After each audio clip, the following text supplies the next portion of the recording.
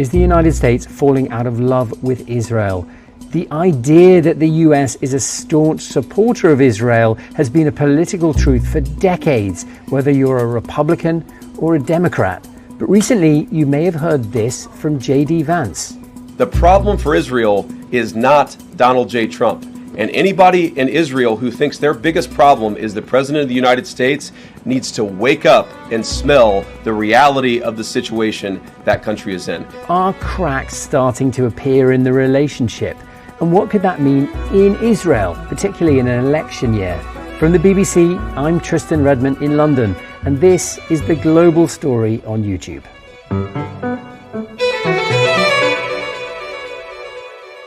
Here on the show, guys, we really wanted to dig into what might be behind this changing relationship between the United States and Israel. And so to do that, we're calling on our very own expert gumshoe reporter in Washington, D.C., Asma Khaled, who knows her way around the city.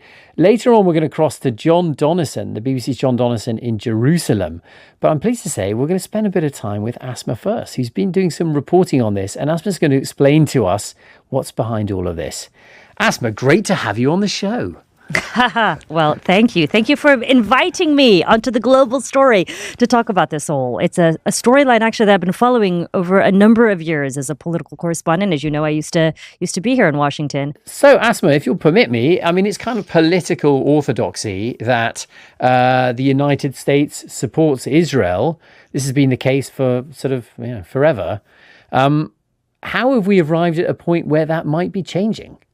Well, you're correct in saying that it's certainly been conventional wisdom here in Washington, D.C. U.S. foreign policy supports Israel. That has been the case. You can go back to the 1960s, 1970s. This was bipartisan approval across Republicans and Democrats and lawmakers. And Tristan, recently it's become clear to me that the center of gravity appears to be shifting, particularly among Democrats.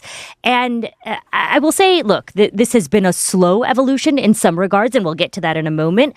But the moment this really became clear to me was when I began to see comment after comment from what I would describe as 2028 Democratic presidential hopefuls. They haven't all announced officially that they're running. But take someone like Rahm Emanuel, former mayor of Chicago. He was the chief of staff under President Barack Obama. And, during the Obama administration, he worked with him. They directed money toward Israel's Iron Dome defense system. And recently, I heard him singing a very different tune when it came to taxpayer financial assistance for Israel.